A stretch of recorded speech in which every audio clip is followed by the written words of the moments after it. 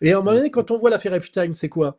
C'est quand même un juif qui gère des bordels financés par le méga groupe, qui est une association de milliardaires juifs, pour faire de la corruption et de la domination par le chantage sexuel pour Israël. C'est quand même ça, hein, quand on rassemble les morceaux. Donc à la fois, on a cette dimension satanique de perversion sexuelle avec l'île aux esclaves, où on pourrait faire un très beau film hollywoodien hein, sur l'île aux esclaves, avec d'ailleurs le veuf de Pierre Berger, qui est le paysagiste de l'île aux esclaves, qui est toujours, avec qui je suis toujours par qui je suis toujours condamné par la justice française, hein, le livre noir d'Epstein. Donc tout ça est très noir et pourrait faire un film sur les forces sataniques. On l'a déjà eu avec Pasolini et Salo, peut-être, hein. Oui, oui, oui, voilà, c'est ça.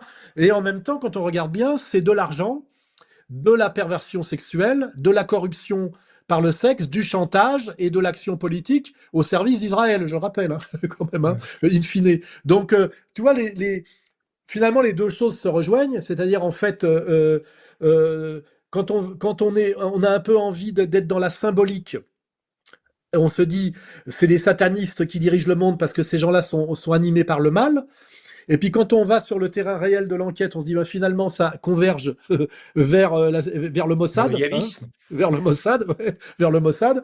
Et donc à ce moment-là, alors est-ce que et puis on arrive finalement à une théorie religieuse assez martionniste, c'est que est-ce que finalement le Dieu des Juifs ne serait pas ce que nous on appelle le diable chez nous les chrétiens. Donc tu vois, Voilà.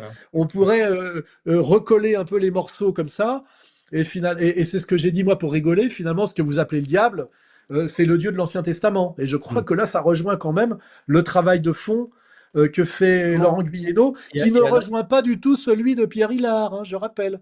Pierre Hilard, en bon catho tradi, valide l'entièreté de l'Ancien Testament et dit simplement si c'est aussi brutal dans l'Ancien Testament, c'est que c'est comme ça qu'il fallait parler aux gens à l'époque.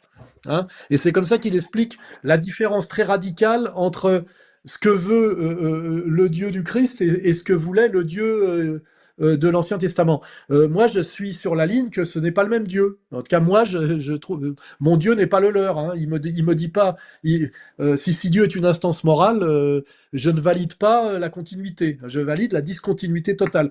Pour moi, il y a le même rapport entre l'Ancien Testament et le Nouveau qu'entre la royauté française et la République. Il y a une continuité historique sur une rupture radicale. Tu vois ce que je veux dire hein. Ça serait à peu près Ouais, pareil. ouais.